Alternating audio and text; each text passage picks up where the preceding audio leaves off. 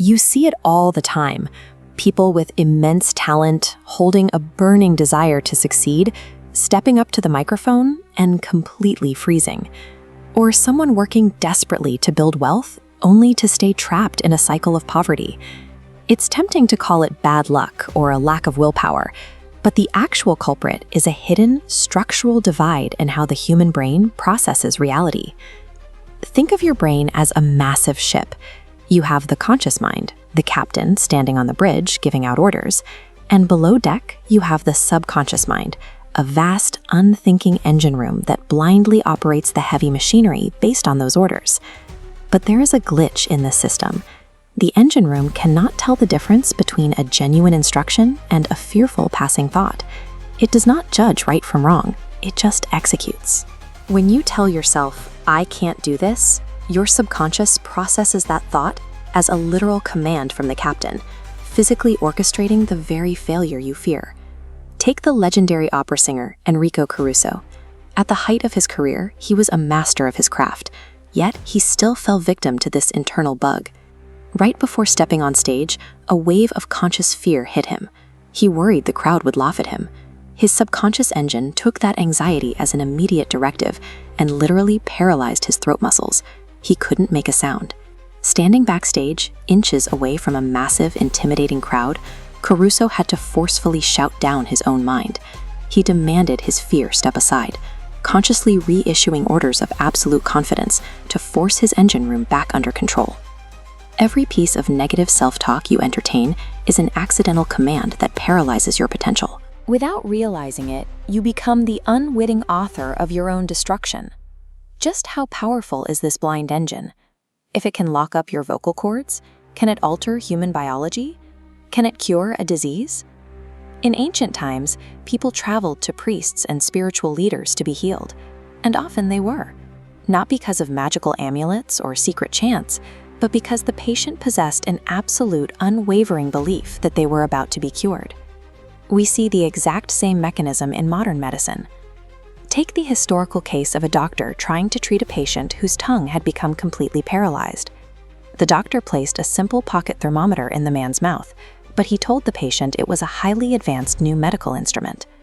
Because the patient fully believed the device would fix him, he screamed with joy a few minutes later.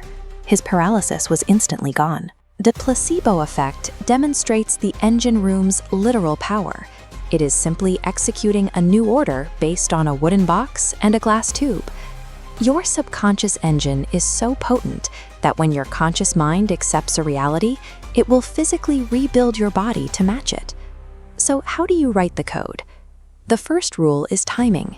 Your brain's critical firewalls are down during two specific windows: the 5 minutes right before you fall asleep and immediately upon waking. The second rule is repetition.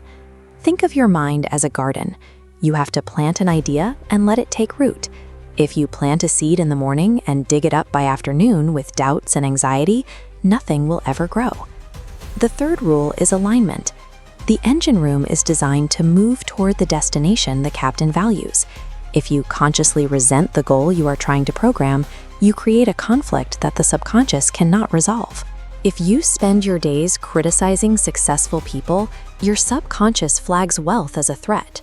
To keep you safe from the thing you despise, your mind will actively repel money and opportunity from your life.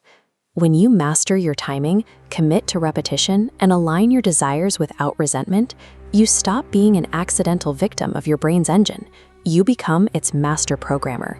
Feed the engine deliberate positive code, and the real-world outputs follow.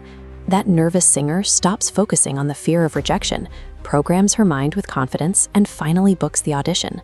A struggling businessman stops obsessing over his lack of cash, focuses on growing sales, and his wealth multiplies. This mental focus can even influence the physical experience of aging. George Bernard Shaw remained active and prolific well into his 90s, providing a clear example of how a mind's expectations can dictate a body's vitality. Alfred Lord Tennyson wrote some of his greatest works in his 80s. By refusing to feed their engines the internal instructions of decline, these men maintained their peak performance decades longer than their peers. Your age, your wealth, and your success are not strict physical limits imposed upon you. They are the exact parameters of the software you choose to run. The reality you are living today is nothing more than the lagging output of the thoughts you fed your subconscious months or even years ago. You are the architect.